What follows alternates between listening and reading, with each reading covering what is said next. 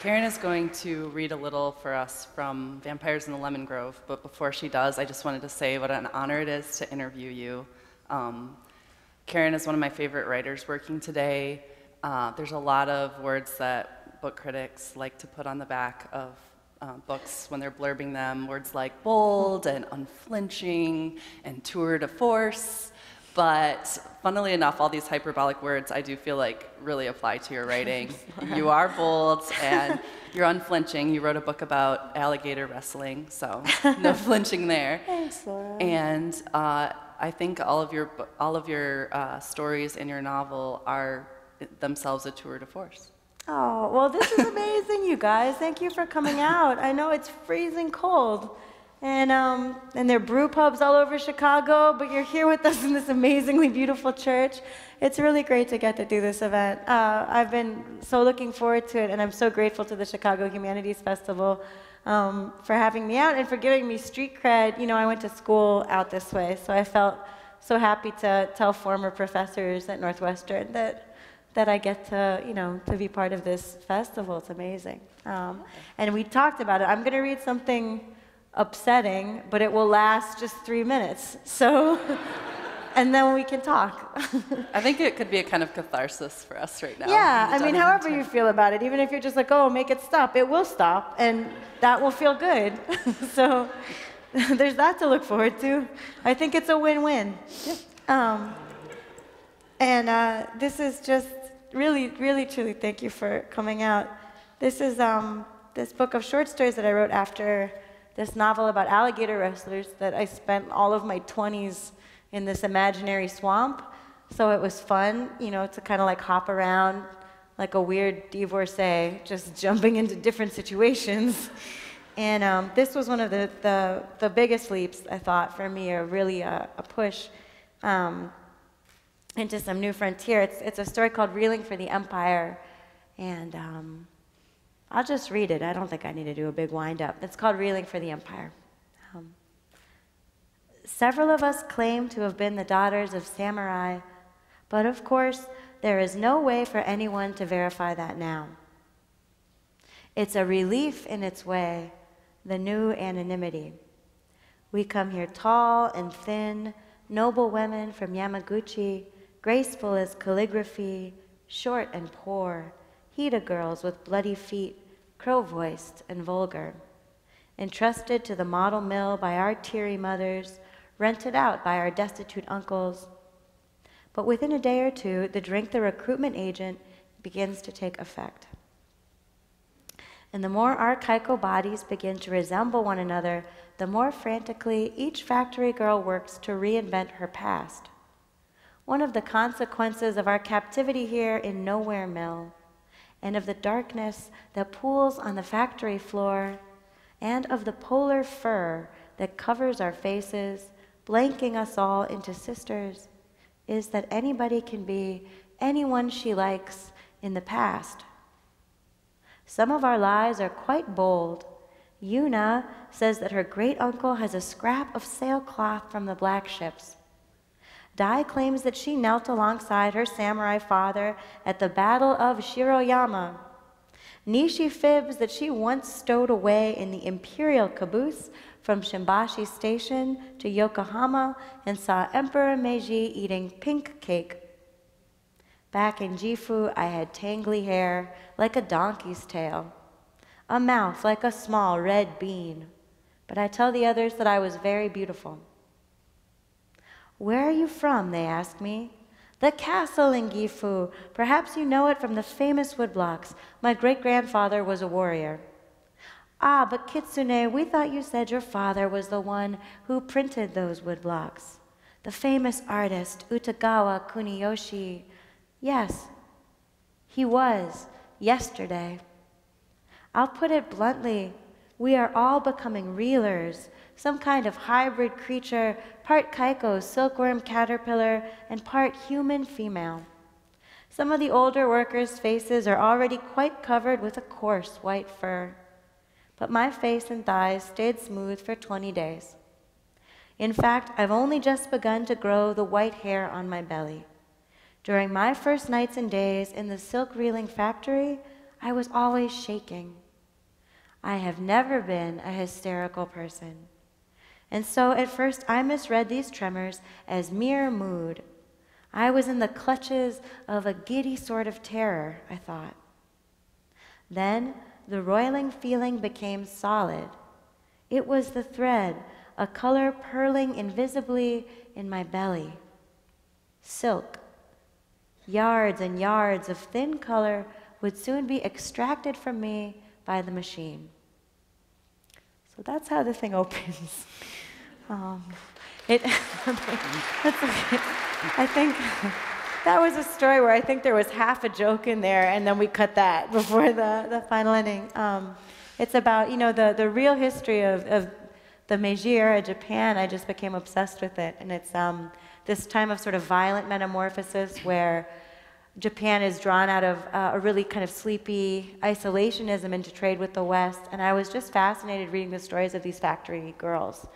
So it industrializes so rapidly, and these Western-style textile mills start springing up across the country, and so I sort of thought of this as an exaggeration of, sort of a real historic story. I feel as I don't know if it's a tour de force. It's a tour de force.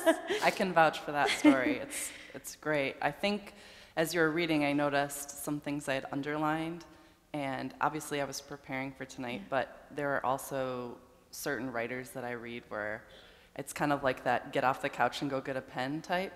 And you have so many sentences within your stories and within your novel that I do think are these standalone sentences that stick with you. And I was wondering, when you go about crafting a story like that, how do you think of it? Do you think of it on both the sentence level and then the overarching arc, or is it both? Or? No, it's nice to sit in this space and think about that, right? I have some friends who are writers who are, I'm thinking of one guy in particular who calls himself a cathedral builder. So sentence to sentence, he's not doing kind of that micro work, he's not stitching it, but he's building, the bones of the story. Mm-hmm.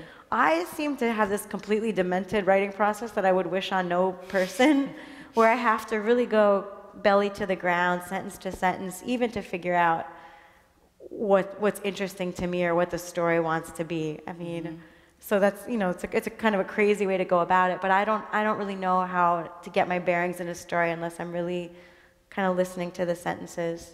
As you are zoomed in that closely, though, on this very sentence to sentence level, do you have to dip your head up and be like, where is it going? Yeah. Or do the sentences sort of take you there? I think with first drafts, the best feeling and sort of the rarest is when I also don't know what's going to happen. Mm-hmm. It's a wonderful, wonderful pleasure. So then you're writing the way a reader reads, where you kind of, maybe you have a character and you have a situation and you just want to know what's going to happen next. Right. I can really screw things up for myself, I think, if I get like a C+ English major theory about what the story is about too soon. Mm-hmm. If I'll be like, oh wait, maybe it's about medical apartheid, and then it never is, and you just sort of kind of ruin something that was naturally progressing, maybe. Yeah. But at a certain point, yes, that is true. You do, I think, you don't, want to be like that guy in The Shining. It's probably good to get some distance from the sentences and make sure that they're adding up for, yeah. Did you ever study poetry? Because there's a lyricism and like a rhythm to your writing in both the short story form and the novel. That's so kind, Laura. I hope you're lulling me into a sense of security, and then in the middle of the talk, you'll be like, what were you thinking now? What were you smoking? Yeah. Did you have a stroke here? Extenuating? Did you write this while driving, or? Right. You saw my notes. Yeah. That would be an amazing. One of us should do that, just as some kind of, just public arts project, like the passive aggressive, like this sucks, arrows everywhere. I took a wonderful poetry class at Northwestern. I took several. The writing program there is devised so even if you go in at 18 and you're just like a round-eyed freak show who has decided that fiction is your thing and fiction writing or bust, you still have to take poetry classes, which is great. It's pretty great. Yeah. And I think for fiction writers, maybe the best training, because you really do have to slow down and pay attention to just the way that one word is interacting with another word, whatever kind of friction that creates. I think the imagery that you capture is one of the most inventive things that you have. When you describe a character as a living dimple in Swamplandia, there were like plenty of moments that I was like, what? Oh, that's amazing. But I think that, or a land as a hiccup, has that sort of sense of language always been something that's innate in you? Have you had to work at it? Yeah, I mean, I think the real work of writing programs sometimes is taking something that's innate, or the kind of language that already exists inside someone, and then figuring out, how to use that an instrument. It's my brother and I were just laughing. He's a writer too. He's this really fabulous nonfiction writer, and he's like an analogator. Everything, he's just the king of analogies. And we were just laughing, because it's sort of, I think it's been an education for both of us as writers to figure out, you're going to tell a linear story in time, and where are those flourishes appropriate, and where do you need to kind of pare back so that people can really appreciate one. We were laughing, we were saying it's sort of like the impulse to wear all of your jewelry at once or something. You lose some of the impact of the individual pieces. Your statement and sentence, your statement and Right, or he was saying, in terms of just getting a story moving, it can almost thwart some of the momentum sometimes. It's like if you were trying to get from this church to the 7-Eleven and just popping wheelies, just repeatedly. So, look how long it took me to answer that question because of metaphor. So, case study. Do you and your brother read each other's writing and critique it, or is that sort of a no? No, we really do. We do. I'm happy to get to shout him out. His name is Kent Russell. He has a book coming out too. So our poor parents. And my siblings are sort of my first editors. Even before I start writing stories, there's stories in this book that they both vetoed in the placental stage. The title story, actually, we went on this cruise. Our grandfather wanted to see Europe. He had been there in World War II, and he said that didn't count because the context wasn't right to appreciate Europe, as he was just, crawling through snow in the Harkonnen forest. So we wanted him to get to see it, before it was sort of like a valedictory cruise with our grandfather. So we go to this lemon grove. I don't know if people have been to Sorrento. It's beautiful. We didn't have much time there. You get like 42 seconds because people on the cruise ship, I don't know if you've read that David Foster Wallace essay. It's all true. They like baton death march you into a lifeboat, and then they're like, run, it's the Acropolis, hurry, and you buy a rug from our cousin. Now you're back on the boat. And it's just like, eat more meals. Yeah, I know, yeah, and then you're just eating on the ship again. But Sorrento, when we went there with, it was my siblings and I took this sort of like detour. There are these beautiful lemon groves, pungent, like strange purgatorial spaces above the sea. And there was just this little old man, like deeply tanned grandfather, and he had stuck a whole lemon in his mouth. He was like drinking an icy or something, and I thought that was like such a comic, weird thing to see someone doing. And I said, he looks like he must be some daytime vampire. That must be vampire methadone. To which both of my siblings were like, that's not funny. Let's get back on the boat, And for whatever reason, as like humble an origin story as that is, and kind of doofy, like that image stayed with me and kind of accreted some significance around it. So. Well, that is a good segue into my question, which I guess you could interpret as me being critical, but I'm not. Where do you come up with this stuff? No, but seriously, I mean, you have talking minotaurs, you have Japanese girls turning into silkworms as a metaphor for governmental shifts. You have, wrestling alligators, and something exciting about reading like Vampires in the Lemon Grove, where all the stories are up against each other. You could be in Antarctica in one and Japan in the other. So where do those sparks come from and do you follow all of them? Yeah. No, that's a great question. I sort of feel like at this moment I have some skeletal umbrella and I just want more sparks. So I'm always wondering that myself. I think I have like 1,000 bad ideas for stories every day, and the test of if the thing is going to work or not is it usually. I was saying before, you know, you can mess yourself up if you develop a really conscious notion of what you're doing too early on, maybe, or that's how it seems to be for me. So, yeah, I think I have like my laptop is just like a cemetery of terrible ideas that never took on any kind of dimension life. With something like that dumb story I just told you about the grandfather and the lemon. And I just had this like wacky what if premise that sounds like a bad skit, you know, like what if a vampire had a temporary fix for a really bottomless longing? You know, what if he had discovered that this old myth didn't apply and then had entered some sort of like the strange adolescence of recovery or whatever you want to call it, you know, where like the appetite still exists but no solution has really presented itself to this dude. And so I thought I was sort of writing an allegory about addiction and recovery. And it really only started to work or feel like a story that I wanted to spend time with when his wife showed up.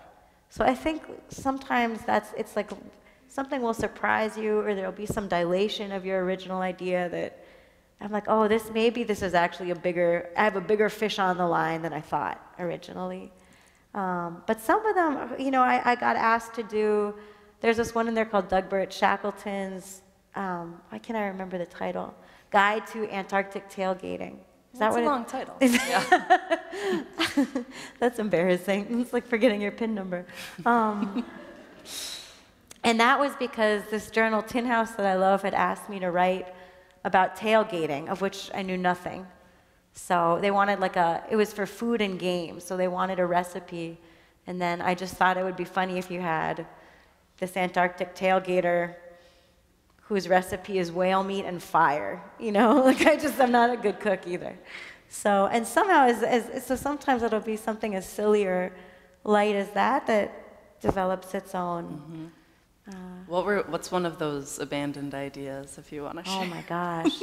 I'm like superstitious about sharing them because it's always my hope that some Victor Frankenstein lightning will strike one, you know? And I'll be like, bunnies from space. It was a great idea. Yeah. I knew it in 2007, you know? No one can steal that.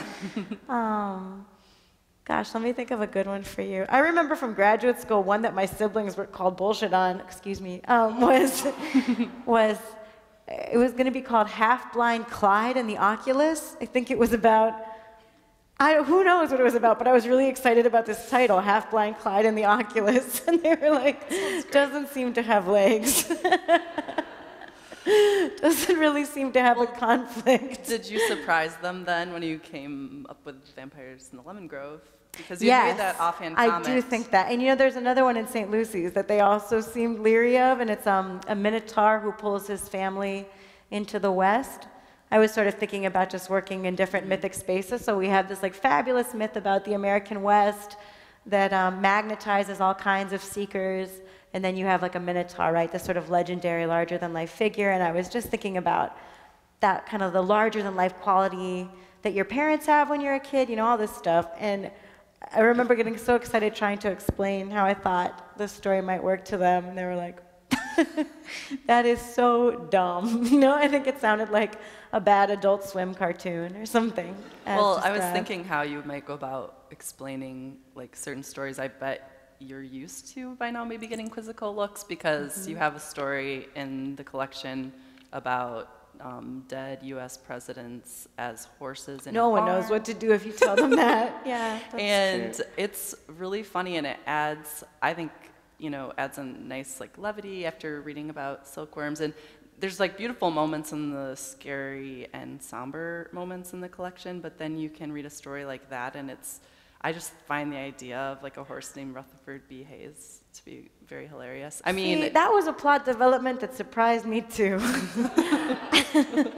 Who could have foreseen that would be the secret engine of a story about American presidents reincarnated as horses? I think it seems quite obvious. I'm sure that I didn't. And I think that is the kind of that's the curveball, I guess, that I mean, where if it had remained in the zone my lamest original impulse for that story, which was probably just, this is a story about, it's kind of polarizing. I don't know that it's for everyone, but it's about American presidents, some of the sort of the lesser knowns, and then and then people like Eisenhower. They all find themselves reborn in the body of horses. Where that came to me, I'm truly not sure, but I think I had been watching some documentary about these guys, and it was that whoever does that stentorian voiceover and tells you all about important men, the individuals who shaped our history. And I remember thinking that 201, they kept diaries, they were so anxious about their own legacies, and so something about that, and something about, I had just read this beautiful book by Kevin Brockmeyer, a writer who, if you guys don't know him, he's so fabulous, and the book was called A Brief History of the Dead. And it was about, the dark joke at the heart of it is, there's a plague, and when you die, you go to some kind of antechamber between this world and the next world. And you remain there, and it's as baffling, if not more so, than this reality that we all occupy. So sort of that notion that, like, well, when we die, we're going to get all of our answers solved, or there will be some sort of vision. These people are still scratching their heads, eating baguettes. They're confused. They're in the afterlife. So somehow I think so, and I think I was originally thinking it was just going to be a really brief vignette about just only funny, and this strange sheep toddled up at a certain point. So that's always my favorite moment. There's that Flannery O'Connor quote. I don't know if you guys love her. I truly love her, and she talks about when she was writing Good Country People. She didn't realize that this Bible salesman, I guess this is a spoiler, forgive me, spoiler, but she didn't realize until the paragraph that it happened that this Bible salesman who seemed like good country people was going to steal a woman's wooden leg. And so that shock is always fresh every time I read that story, and I think it's because she transmitted the shock of its composition to us, that definitely... I don't think that I do that necessarily with a sheep that is not the first wife. But I see that condensed in your stories, but also in a novel like Swamplandia, you're reading about an amusement park and these misadventures of this family, and then suddenly it turns and goes further into the swamp and sort of the murky darkness that's there. And what advice would you give to somebody who has sort of like maybe an atypical story idea that sounds really crazy, or they want to do something crazy? Because I feel like you navigate the changes very well, the shifts in tone. Oh, I'm glad to hear that. I think a lot of it is tone. And I think I learned from people who really operate in kind of a whacked out register and know how to use tone as sort of the substrate to hold anything, everything, really. And I think it's that sort of the authority that comes from having real control over your sentences, or I'm an apprentice, right? But the people that I kind of think of myself as apprentice to, they're the masters of this. So Italo Calvino is someone who I really adore, and he, my favorite story of his is called The Dinosaurs, and it just starts out with this like dry as toast science epigraph where he's saying, for a brief period of time, the dinosaurs ruled the earth, and then there's a mass extinction, so boring. And then the first line of that story is, but I was a dinosaur, and I don't regret it. And so you're like, who is this? Who is this? Like, it just sounds like a boozy Italian uncle, and the tone is so conversational, gregarious, and he tells you what not to worry about, Omission's also this art for him, so he's like, yeah, there were the great fires, the great deaths. I don't have to tell you all the details, So I was so excited. Or George Saunders is somebody else who's contemporary who's working that same magic. And he's so confident and matter-of-fact about the strangeness as presented that I think you do just simply accept it as the laws of the world. And then I think it's a contract you're establishing with the reader where if you're asking someone to go to some Oz with you, then you really have an additional responsibility to make that place, to construct that imaginary place with rigor and care, and really know the rules of that world.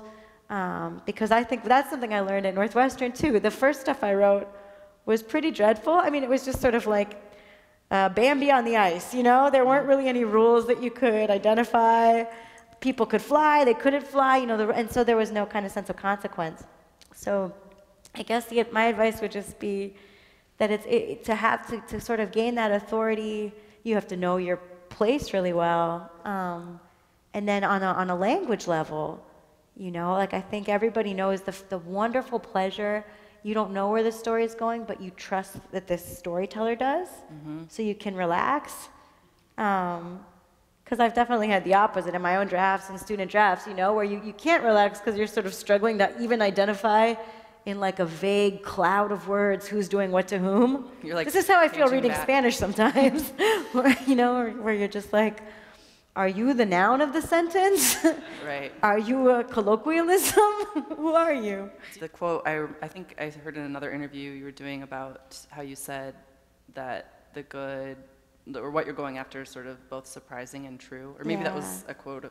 Yeah, that's a stolen quote from one of my professors. But that sort of sums up to me like the best form of magical realism, because if it's too surprising, it's just tricks and sleight of hand and, you know. Yeah, and can feel gimmicky, right? But then and then, you know, but you still want to like escape into the fantastical, so the truth part sort of like gets you there. There's an honesty to it.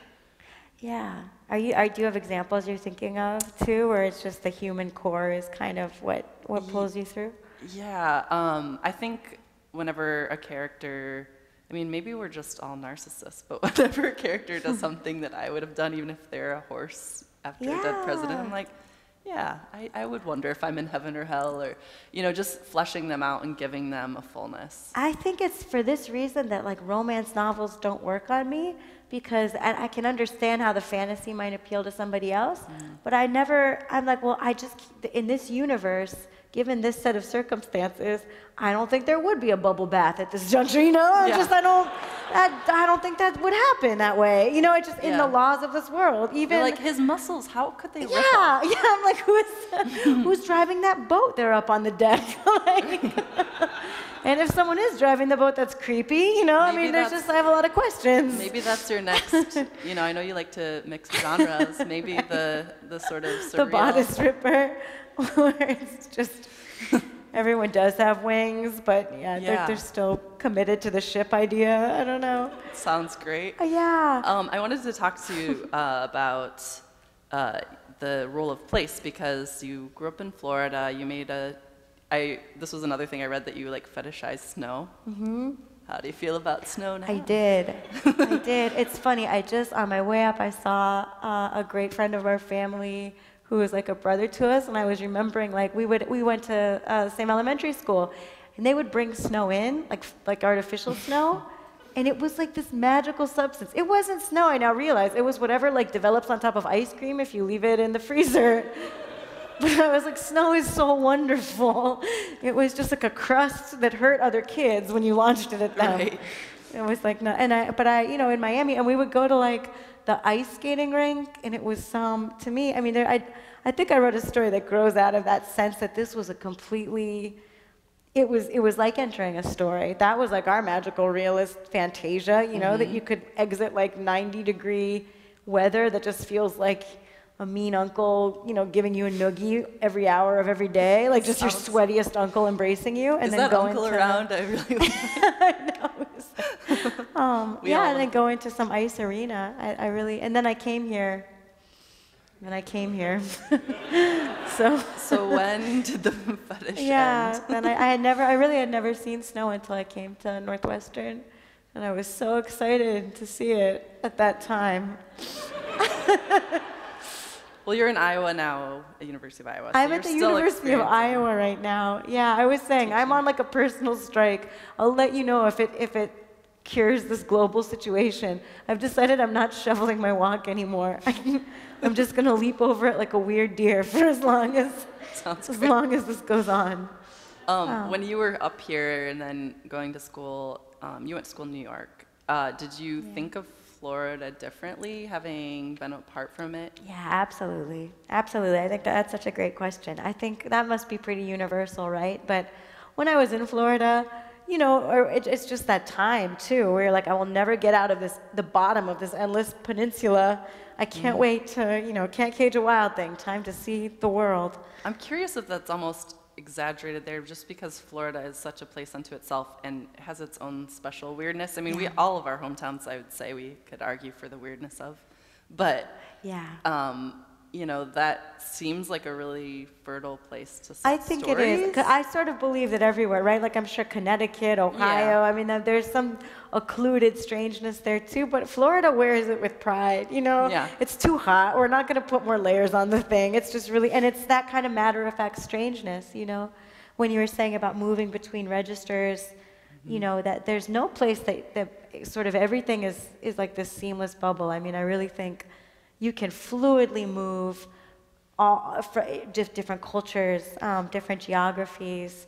You know, you can go, it's like the retail capital, right? So you go to a million kind of strange theme parks of retail, you know, which, you know, Sunset Place Mall, and then you can go to the Everglades, which is this like genuinely strange primordial landscape, you know, 40 minutes away from just the, you know, the shoe outlets or us or... And I think that, but I don't think that you know, when you're a kid, you just receive. Kids are so great, I think, at assimilating completely contradictory versions of reality. I was just reading something. I don't know if people know this book, A High Wind in Jamaica.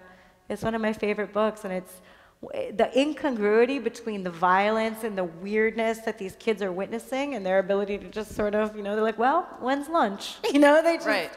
Everything is coming to them in kind of the same register. They don't have the leverage to object to anything or call anything strange yet. So. I get that feeling when I read your books that I did when I was reading books as a kid, not because they're childlike, some of them are totally frightening, but there's that sense of like, I'm able to balance these because I trust the narrator. I can balance like the weirdness and the reality. Was that like something, did you always, when you were growing up, gravitate towards those two things? Like what were you reading to sort of? Yeah, I had this deal with my mom. I mean, I was a very anxious kid, so then just reading all the time, I think that can happen, right? And it's like it's just nice that that's possible, that so you can just grab a door and take it with you wherever you go.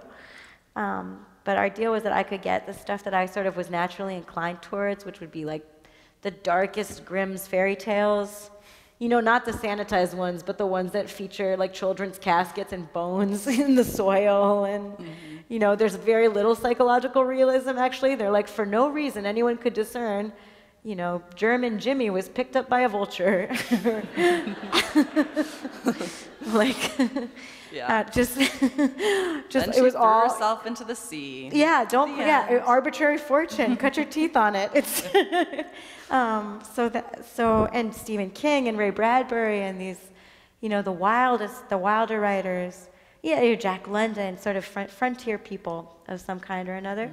But then my mom said she just saw like the sci-fi fantasy sticker, which was indeed alarming. Because it's like in Miami libraries, I don't know, I'm sure they've changed this, but it was just like an obese cross-eyed dragon, which seems unfair. It's unfair. Because there was literature and it was amazing. But then I would get, you know, Wuthering Heights or something to balance it out. To cheer you up. Which I also, I think that's where you start to feel you're like, I got, you know, ghost story anthology and Jane Eyre. You sort of, the distinction, right? It doesn't really feel like any kind of firm binary there. So we're going to open it up to questions in a few minutes, but I was going to start this whole thing before you read the silkworm story with the snow. And then I was gonna, because that's like how we should sing in harmony or something. Well, that's how, you know, that's what we always lead into conversations with. But I wanted to end with something that we never talk about when we meet someone new, which is, how does it feel to be a MacArthur grantee? And do you use the genius designation for any personal gain in your family? Oh, that's a fun question. I want to have like a more sophisticated response than just like, awesome. That's fair. I mean, that's like a good use of the word awesome. I feel like we use it for weird reasons. So So just in terms of kind of assimilating something that I'm still, this happened sort of recently on a calendar. This was in September that I got a call from a Chicago area code, which was exciting, but then there was no name. So in this millennia, I feel like none of us would answer that call, and I didn't. And I had also legitimately excited to get a call from a no number. No, well, my car had recently been stolen, and I had all this like dealing with USAA, and I don't know, I just didn't feel like talking to them, and they call from all over the country, so it was like, I thought I was doing this really mature, responsible thing to call the number back. Yeah, it was like a pretty generic voicemail. And that blew my mind. I think that caused a cognitive rift that is still not repaired. I think that it caused a dissonance, a profound dissonance that I'm dealing with by just like denial. That's the stage of the thing that I'm in. So I haven't used it to personal gain yet because what feels comfortable to me is denial. But I mean, the real answer is I was shocked and really elated. Really, really elated, really, really excited. It's just a cool crew to get to be a part of. And it came sort of like out of the blue, and it came at a time when I was about to go. I've been doing a lot of kind of guest teaching stints places, which are wonderful, but the entropic costs of hopping around like that can kind of catch up to you. And so just the prospect of having time, right, was amazing. Yeah, so often that comes with, you know, you can spend a lot of effort just getting the grants and the fellowships and just to have time. And I think for me too, because my strategy thus far has been like a panicked self-deprecation. So it's nice to sort of think. I mean, it was that like the vote of confidence actually psychologically, I think that continues to pay these amazing dividends, because the stuff that I write, I've never thought of it as particularly commercially viable or mainstream. Any success that I've had also has been, boggling to the point that it feels sort of like Stephen King's Carrie to me, where I'm just a little suspicious that John Travolta's like lurking around the wings. Yeah, it was just the most heartening thing. And I think it really feels sort of like a passport stamp to do something wild, to kind of continue to push in new directions and to have a book that has this has vampires in the title and have it taken seriously, that is a dream. That feels great. So are you working on another novel now? Is that correct? Or? Right now I'm eating like a lot of fried cheese curds and reading the novels of my students, which is also fabulous. Is fabulous. But I do have kind of a corner of the eye. Yeah, I've sort of, let's hope that it's... An eye on Italian men eating lemons. Yeah, exactly. Kind of growing out there. And Karen has a novella coming out on a new publisher called Atavist Books in March, correct? Yeah. That's digital only? Is that right? That's another sort of sly corner of the eye project. That was really fun. It's about sleep donation. Looking forward to reading Which we all need, I'm sure. And just to because you asked about the genius thing, and I thought this was sort of funny. So my father, who's this wonderful guy, and he was obviously really excited when I told him this news too, but he's also kind of a fearful man and a catastrophist. And his response was, he went to their website immediately, and he said he found that the genius is in quotes. It's something that the journalists appended, right? The fellowship is for, for creative people of all kinds. They've given it to doulas and astrophysicists and all sorts of, all over the map. So my dad was so reassured that he's like, I got great news. You don't have to be a genius.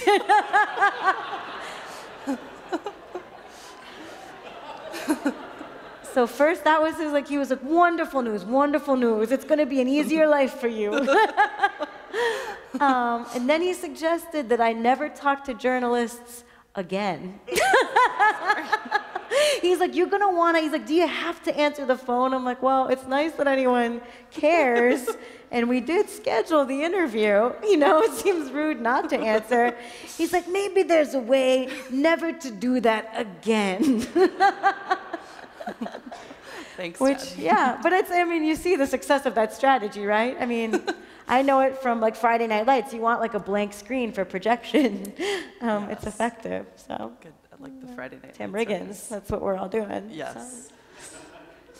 So we wanted to open up to a few questions, if anybody has any. And she's going to come around with a mic, just to let you know, so. I just wonder if the sinister figure in Swamplandia, he comes out. Yeah. Is he does he kind of go onto the prairie with the window too? Oh, what a great question. I don't think that it's the same figure, but I'm sure that a similar perennially regenerating darkness is sort of inside both of those individuals. Yeah. No, I mean, the funny, so this Birdman character, I was thinking of him. He's a literal character in the story. I think he has his own perverse and upsetting psychology.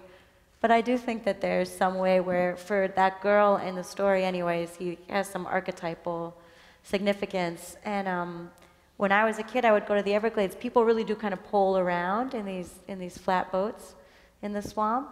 And it looks so much like, if you read Dante, if you read Virgil's The Aeneid, that figure of the boatman, rowing through the underworld. And I think in a very different way, right? But in that Proving Up story, that's another kind of coming-of-age story where this child gets, taken somewhere pretty awful. So I think that's a smart, fair comparison. Do you have one? I can do it. Yeah. I'm really glad that you brought up Flannery O'Connor, because I'm reminded a lot of her work when reading yours and vice versa. And I think something that you both do that I really appreciate is really nice treatment of like adolescent sexuality, which is like kind of tough territory to tread. Yeah. So without sounding too accusatory, what is your fascination with like adolescent sexuality? This is a hard question in a church, sir. Good job. That's amazing. Oh, I'm so glad I'm here with you guys and not like detained in some chamber being interrogated. I think I love or capitulate to this instinct to write from an adolescent point of view a lot. Definitely with this first collection, almost every story was from this one. I was excited. And with this new novella too, I'm like, all right, we got some adult protagonists in here. Like the times are changing, thank God. But it just felt like a fresh green territory for me. I was writing a lot of these stories when I was youngish. It wasn't, I think I had the distance. I wasn't a child any longer, so I had the distance to sort of think about childhood, but it was still pretty fresh, in adolescence. And I don't know, maybe you guys had a really smooth transition.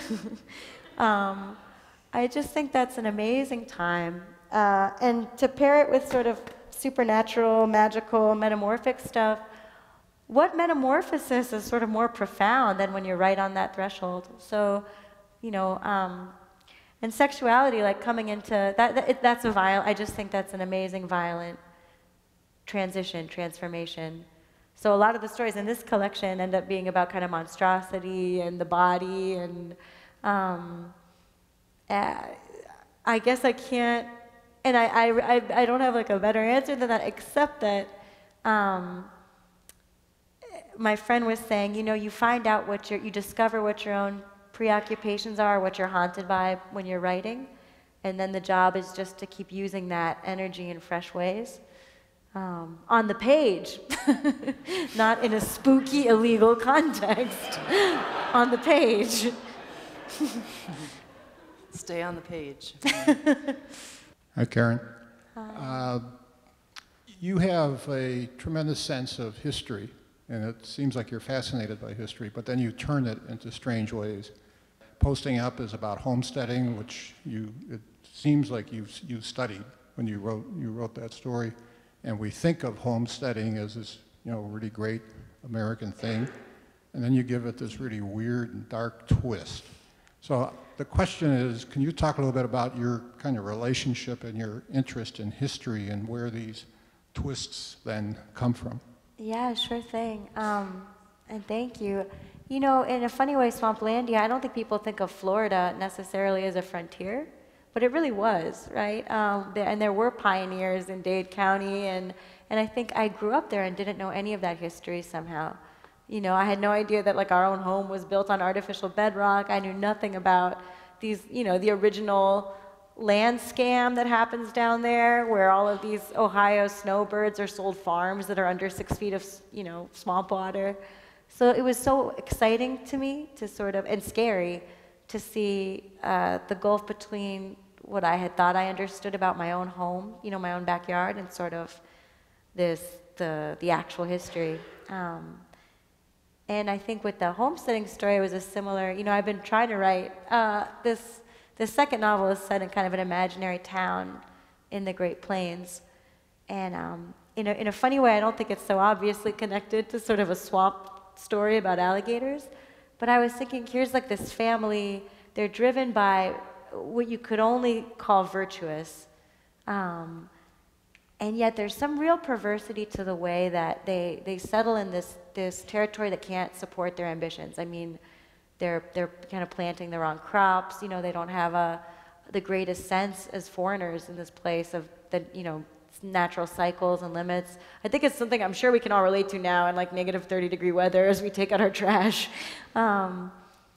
But I think the darkness there, for me, that's always sort of a fascinating story, is where optimism tips into delusion, you know? How you could start off with basically an unassailable dream. We're homesteaders. We want a home. We want to own this land. We want to profit, and we're ready to work for it. And how something sort of that sort of purely good can, where the dream becomes a nightmare. And I think a little bit about people operating out of a profound blind spot, which I'm sure I myself am in too, you know, all the time. But that history, you know, that individuals kind of plugged into that landscape, I was reading all these diaries. I find it so fascinating, you know? And there's a real sorrow to it. It would almost read like some kind of Looney Tunes comedy if it wasn't so terribly sad. It's sort of like season after season of losses. And then there's something heroic, I think, and really admirable about it too. But that was the story for me in Swamplandia. I think it's the same story in a different register in this homesteading community. Just sort of what happens when an ambition collides with a landscape that can't support it, you know? Or what happens when you so desperately, you know, you start out with really good intentions, but for some reason, some forces interfere with the translation of that intention into action. A lot of blather. But it's also really fun. For me, it's fun to take some literal bedrock of history and then bend it, you know, and then see what turns up if you bring some Twilight Zone lighting back to that situation. Thank you so much. Thank you, guys.